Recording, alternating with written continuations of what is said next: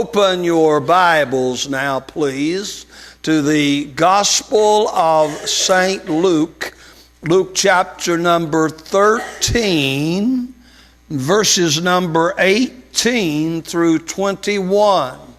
I'm not going to have the usual Father's Day message, but near the end of the message, as part of the conclusion, obviously, you'll see a call for fathers to be counted and to step forward in the great spiritual task that lies before us.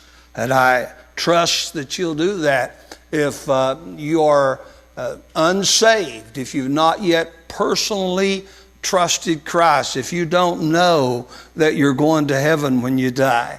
And also you that are viewing online, we welcome your viewership. A lot of folks listen to us every week, and we're glad that you do. But if you need Christ, you need to kneel, and you need to pray. You need to ask the Lord to forgive you of your sins, and you need to trust Him as your Lord and Savior. And I pray that you'll do that today. Ladies, you too. Gentlemen, all of us, let's all be right with God. Luke chapter 13, verses 18 through 21. And my message is entitled, "To What Did Jesus Liken the Kingdom of God?" Look at the text, please, beginning with Luke 13 and verse 8. Then he, or said he, and of course this is Jesus, "Unto what is the kingdom of God like? And whereunto shall I resemble it? It is like a grain of mustard seed, which a man took and cast into his garden, and it grew and waxed a great tree, and the fowls of the air lodged in the branches of it." And again he said, "Whereunto shall I liken the kingdom of God? It is like leaven, which a woman took and hid in 3 measures of meal till the whole was leavened." Let's pray. Father, thank you for the Word of God. Thank you that we can honor fathers on Father's Day. Thank you, Lord, for the great contribution they've made to our society, to families all up through the years. Lord, they've sacrificed their very lives on the battlefield. They've sacrificed their limbs in tragic bombings and giving themselves on the battlefield, come home maimed. Lord, and they've contributed to our society through the workforce and through heads of their homes, taking care of their wives and their children, and Lord, setting the wonderful example that they do, and we're grateful. Father, I want to thank you for my dad at this time, that you gave him to me. Lord, how I loved my dad. Father, challenge us with this message as fathers, as men in general, as ladies, as teens as well. Lord, I pray and ask your help as I try to deliver this message. It's not an easy one, and I feel inadequate. But Lord, you're a wonderful Savior. Thank you. In Jesus' name, and amen. As we come to our text for today, you'll probably remember that Jesus had just miraculously loosed a dear lady from a satanic spirit of infirmity which had so contorted her body that it had her bent over as though she was picking something up off of the ground. And this dear lady had been in that horrible physical condition for 18 years. Thank God she was in the worship service that day when Jesus passed by. In our text for today, that congregation had been rejoicing at what they had just seen Jesus do. And he takes the occasion while he has their attention to explain some things about the kingdom of God to them. He likens it in our text to a grain of mustard seed, the least of all the seeds that was used by the farmers in that day. He said it was cast out into the garden. And this mustard seed took root and grew, and it grew exponentially beyond what a normal mustard plant would do, beyond its 9 to 12 feet. It became, the Bible said, a great tree. And also its branches were so huge that the fowl of the air from everywhere came and roosted in it. And then he reinforced his message about the kingdom of God still again by using leaven. And he said it's like leaven. You know that is yeast or an ingredient that makes dough rise. And he said it's like leaven that a woman took and inserted her head in measures of meal until it all was leavened, and it was enough to bake probably 12 big loaves of bread and feed the largest of families in that day. The leaven is very interesting, and we learn some lessons from it also. It made, please note this, the leaven made the dough rise, which in turn made the bread more palatable to the consumer.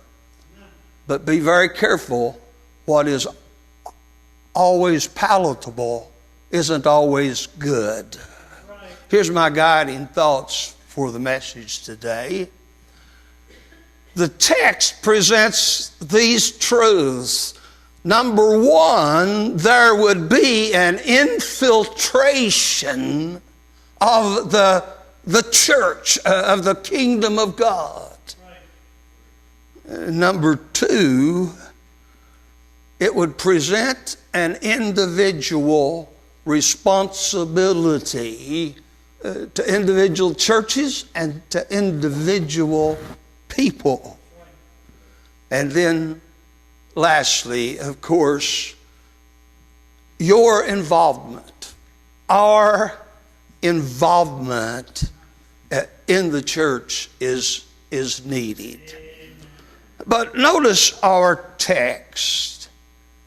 To what shall I liken the kingdom of God? To what will I resemble it? And he says it's like a grain of mustard seed, which a man took, cast into his garden, and this mustard seed grew and waxed a great tree, and the fowls of the air lodged in the churches of it.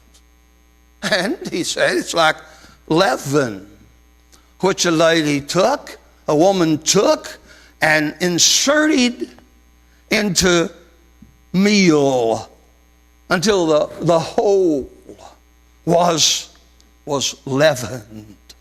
Now, in understanding this passage properly, you have to be very, very careful. Let me encourage you in understanding this passage to stick strictly with Scripture. Please don't follow just any commentary if you're studying this passage. I'm not adverse to good commentaries, but there are many commentaries on the market that, to be quite honest with you, simply are not right at all. And be very careful. Here's my encouragement to you. Let Scripture, examine the Scripture, compare Scripture with Scripture, and let Scripture guide your thoughts.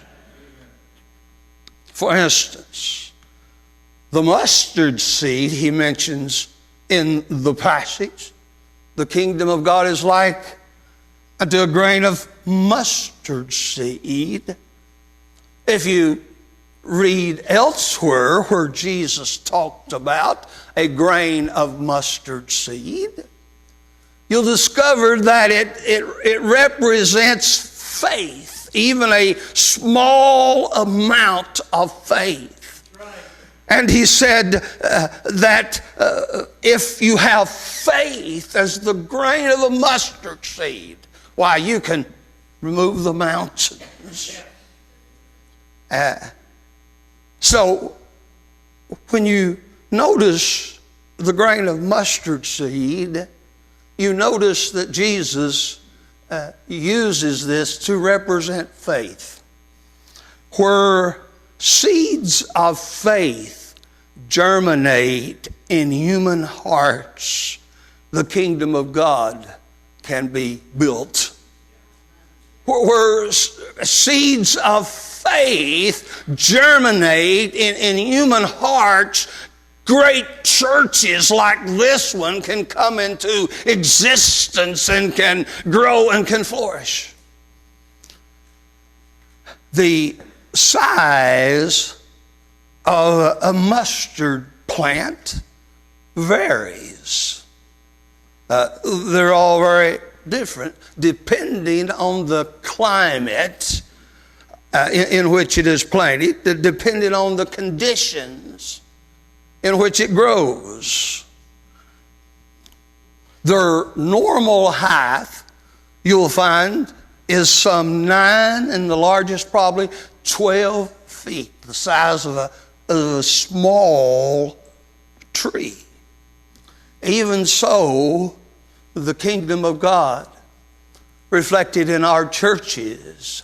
Our churches are of all different sizes, depending on the areas in which they're planted, and depending on the men and the women and the membership of them that make up that church. And there needs to be a firmly rooted people. There needs to be a people that's cultivated by the Word of God. But having said that, here's what I want you to see in the text. And it's very important, church. It's very important, Bible student, that you see this. This might kind of knock you off center. But something abnormal and detrimental happens to this mustard plant. It's affected connected with giantism. Have you ever heard of giantism? When it happens physically in a man or a woman, it's a disorder resulting from increased levels of growth hormones before the fusion of the growth plates. It's usually caused by tumors, tumorous growths in the pituitary gland. Now, here's what I want you to notice. In this text, something abnormal happens in the kingdom of God, in the church. Something abnormal happens because this mustard plant, for some reason, waxes into a great tree. And please notice, this thing is so humongous, its branches are so great that it attracts the birds of the air. Fowl from all throughout the heavens come and roost in its branches. Now, this might shock you, but let me give you the sense of the passage. But let me ask you a question first of all. What do birds do when they roost in branches of trees? They defecate all over the place. I know. As a matter of fact, I'm thinking just now, some years ago, you know, I have thousands upon thousands of these things. I've always written out my messages with ink. And it's not so much that I need that, but it's that I like to do that as part of my learning experience. And I go over my notes before I preach, of course. And one morning I was out walking in my yard with my sermon in hand, reading it, thinking and praying, asking God to help me preach this message and to give insight to it. And a bird came by and defecated on my message. And I thought, Lord, is this what you think about my message? But it was a passing thought, because my mind went instantly to the fact that wasn't the Lord that sent that bird. That was the devil that sent that bird to defecate on my message. Now, I can prove that to you. Did you know this? Birds in the Bible picture demons. They picture devils. If you go backward in your Bibles to the book of, or you go to the left, the book of Matthew chapter 13, you remember when Jesus gave the parable of the sower. And he said he went out and sowed the seed. And when he sowed the seed, Matthew 13:4, some seeds fell by the wayside. And now notice, the fowls came and devoured them up. So the birds came and ate the seed that was sown before it came into fruition, before it could get into the ground, before it could germinate, before it could grow. Birds ate it up. Now, look forward in that chapter, Matthew 13 and verse 19, and you're going to have the Lord's interpretation or his explanation of this particular area where the seed sown fell. When one heareth the word of the kingdom and understandeth it not, then cometh who? the wicked one, and catcheth away that which is sown in his heart. These are the ones that were sown by the wayside. So it's the wicked that come. It's demoniac forces that come and invade the kingdom of God, invade the churches. Now, if that seems strange to you, let me be very blunt. The devil loves to invade churches. And please understand this. These demoniac forces that have invaded the churches in years past, all up through the years, and roost in its branches, it's been going on through centuries. And these demoniac forces that came into an abnormal situation, and they defecate. Now, did you know this? Bird droppings cause serious illness. Did you know this? You know who has caused serious spiritual illness in our churches? You know who's done that? It's the invasion of demons. It's the invasion of devils into the kingdom of God. They've come in, they've roosted in the branches of the church, and they've defecated and they've poisoned people. I can prove that to you. Remember, let Scripture be your guide. Did you know he said then, it's like leaven.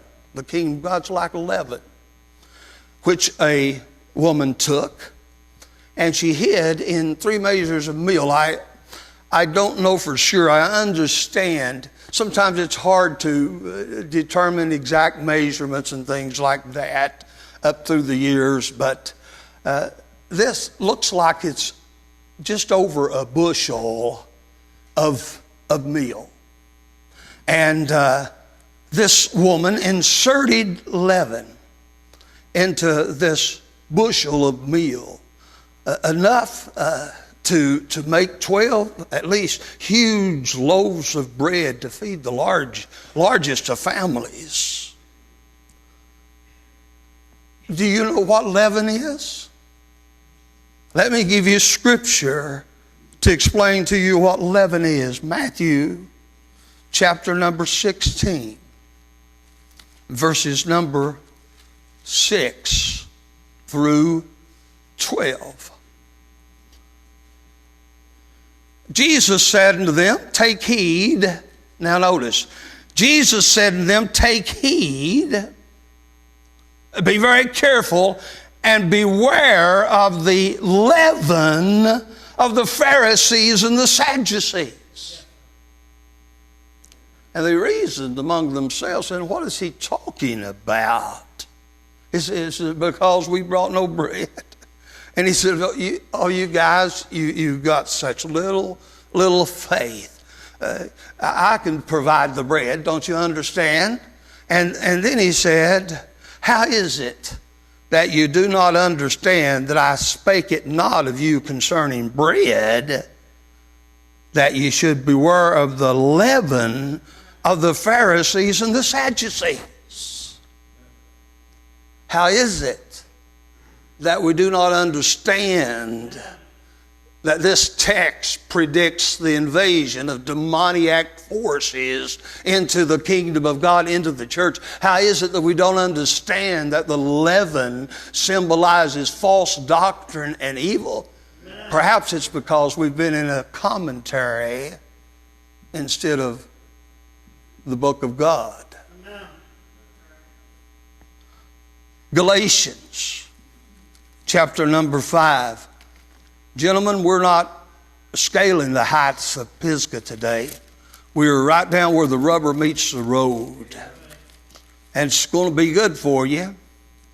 Our learning experience today and our challenging experience today. The book of Galatians, chapter number 5, leaven symbolizes false doctrine. Now, would you be surprised if I told you that false doctrine invaded the church millennium ago? And a lot of people got hold of false doctrine and they thought it was right. But they were deceived. Galatians chapter number 5, it's false doctrine. Leaven inserted into the church. He said this, Galatians chapter 5, beginning with verse number 7. You did run well. Who did hinder you that you should not obey the truth? And then he said, this persuasion cometh not of him that calleth you. And then he said, a little leaven leaveneth the whole lump. Right. False doctrine will corrupt the whole church and everybody in it. It's a symbol of sin and sinful activity. Let me give you a passage.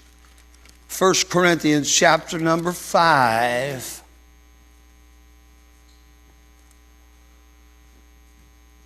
The whole chapter, read that. It was a church endorsing all kinds of sin. But in 1 Corinthians chapter 5 and verse number 6, he said this, your glorying is not good. Know ye not that a little leaven leaveneth the whole lump? Yes. And then he said, purge out the old leaven, that you may be a new lump, as you are unleavened.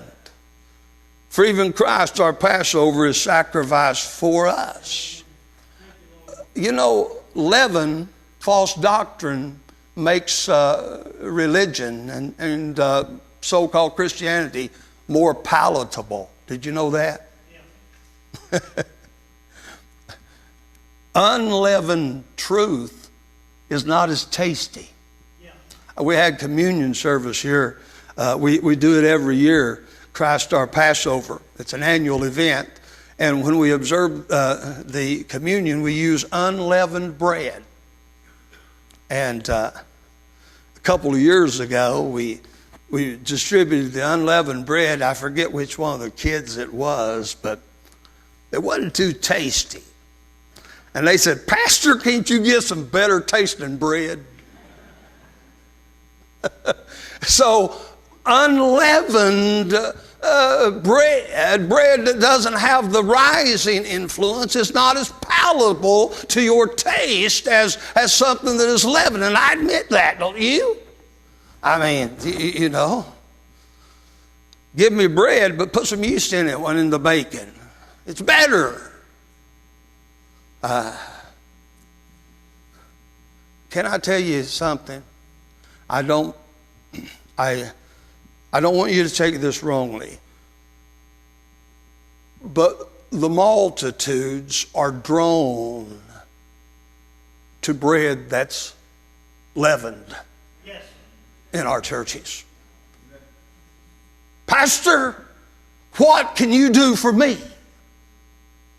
How can you make your church service more enjoyable? Can you give me more entertainment? Can you tickle my fancy? Can you make me feel good? Yeah.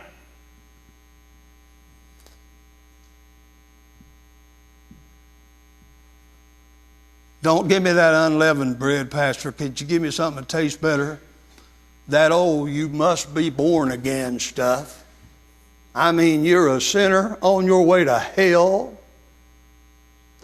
And if you don't acknowledge your sin, if you don't see yourself lost and going to hell, if you don't bow your heart to the God of heaven and you don't cry out, God, be merciful to me, a sinner, oh, preacher, that makes me mad. But it's the unleavened bread, the truth of God's Word.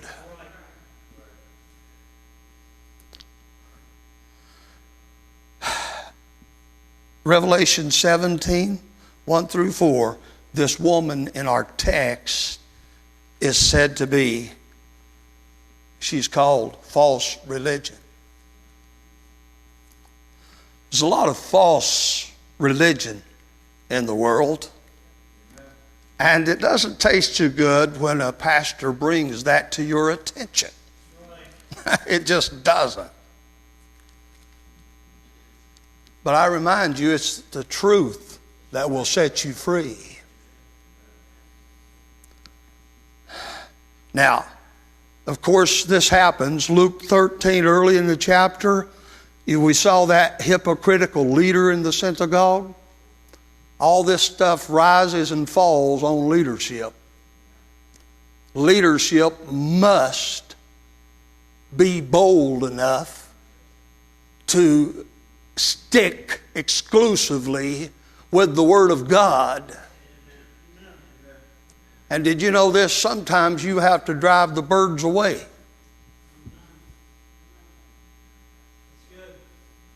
And the Word of God will do that. Listen, this presents an individual's responsibility. Now here's what I want you to see. Now here's when we get to the Father's Day appeal. And we'll have merge Mother's Day in with it. And Teen Day in with it. Children's Day in with it. This message that the Lord Jesus has given about the infiltration of the kingdom of God, of the church, by demoniac forces, false doctrine, outright sinful activity, accepted. This presents an individual responsibility. Let me take you back to 1 Corinthians chapter number 5, and let me get you to focus, if you will, on verse number 7. And here's what God said to the local church at Corinth. Here is the responsibility of the man of God. But it's not only the responsibility of the man of God, it's the responsibility of the men of God. Amen. It's the responsibility of the women of God. It's the responsibility of the teens. Man, I've been in with the teens the last few weeks, and I'm amazed at the knowledge and the doctrinal soundness that the teens in our church have as they've taken time about teaching. Let me give you that scripture. He said, "Purge out, therefore, the old leaven, that you may be a new lump, as you are unleavened, for even Christ, our Passover, is sacrificed for us. Therefore, let us keep the feast not with old leaven, neither with the leaven of malice and wickedness and with the unleavened, but with the unleavened bread of sincerity and truth." It's the responsibility of Mission Baptist Church and its members, beginning with its pastor, to not let false doctrine and the corruption of the day invade our assembly. We don't have to be like other churches. In fact, we have the responsibility to be God's church in the world, following God's word, God's precepts. Purge out. The leader, it begins with the leader and it permeates to each one of you. You know, gentlemen, let me tell you something. It's your responsibility to insist on truth. It's your responsibility to demand truth. It's your responsibility to want what's right. It's your responsibility when a message hits home for you to say, "Oh me." It's your responsibility to shoulder up to what the Word of God teaches. It's your responsibility. It's your responsibility in your church. It's your responsibility in your home. The question is, will you purge out the leaven from your own life? And will you purge out the leaven from your family's life? You know, there's a lot of things that goes on in families that fathers oughtn't to tolerate.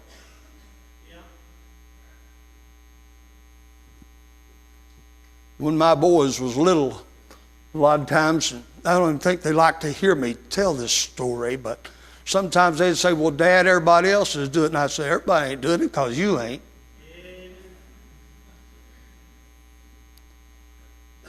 It's a father's responsibility.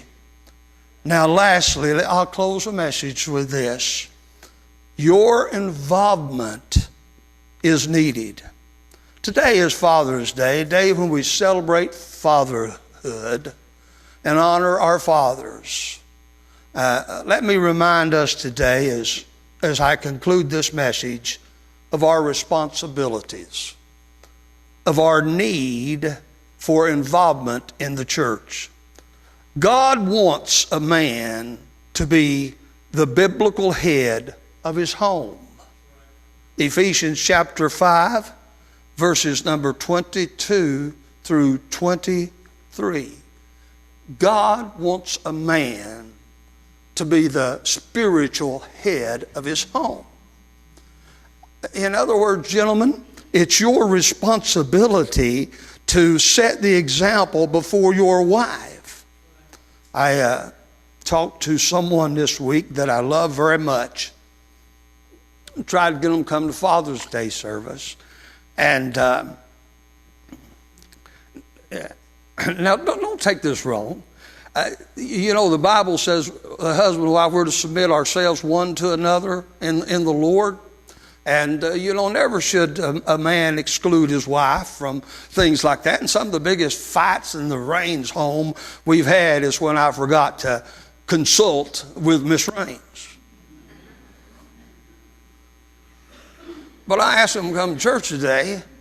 They said, "Well," said, "I'll check with the wife, see if she wants to come."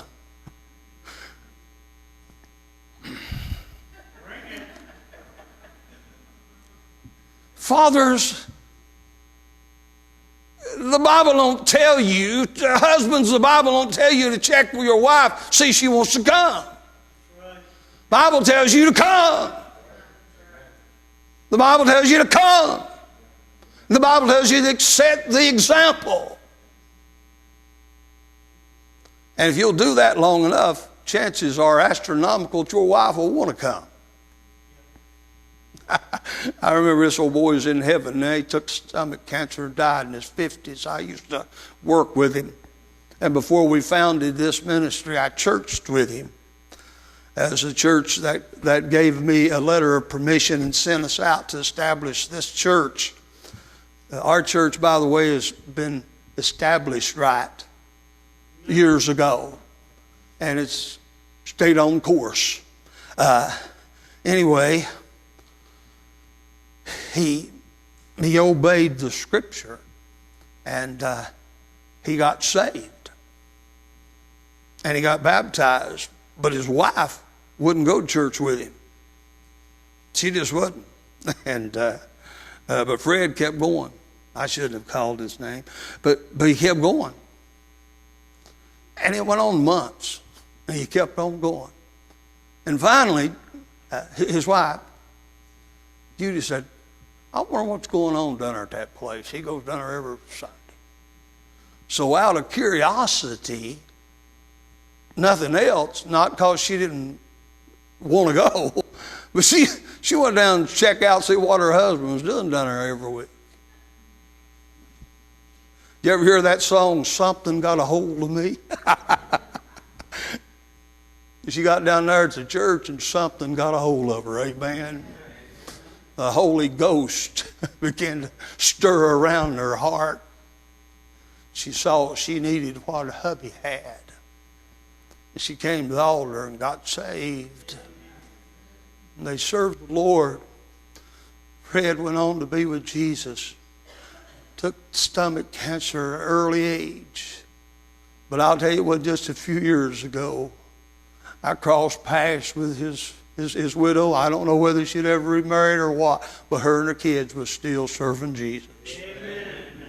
Let me tell you something. You don't have to consult. Listen, when I got right with God, I remember it. I remember it so well. Louise, Willie, honey, I think you all might have even been in church with me there at Ashland. Where you were there, I'm pretty sure you guys were there. And well, when they gave the invitation, Faye and I are sitting back there, got a little baby in her arms, and I didn't ask Faye, could I go forward? No. I didn't say, honey, will you go forward with me? I just went forward. No. I just went forward. Old Brother Spurlock knelt with me, showed me how to get right with God. And I got right with God. Then he said, is there anything I can do for you? I said, go back there and get my wife. And he did, and she came too. And then after that, he said, is there anything else I can do to you? I said, yeah, go back there and get the rest of my family. He said, well, we might ought to wait a little while on that. But let me tell you something. Gentlemen, you take the initiative. God wants you to take the initiative. And if you'll do it lovingly, Christ-like, kind, and you won't be overbearing, you won't be mean. Listen, you won't have that attitude, I'm the boss around here. You'll be loving and kind and Christ-like. You'll stir something up in them where they'll want. They'll want the Lord. And your kids, get involved for your kids' sake, and get involved for your church's sake. If you love old Pastor Raines, if you love Mission Baptist Church, if you believe the book that we've stood on for decades, if you think we have the right kind of church, then I want you to get involved. I want you to help me whip the devil. I want you to help me whip the devil. I want you to help me keep a mess out of the kingdom of God, out of the church. Let's stand.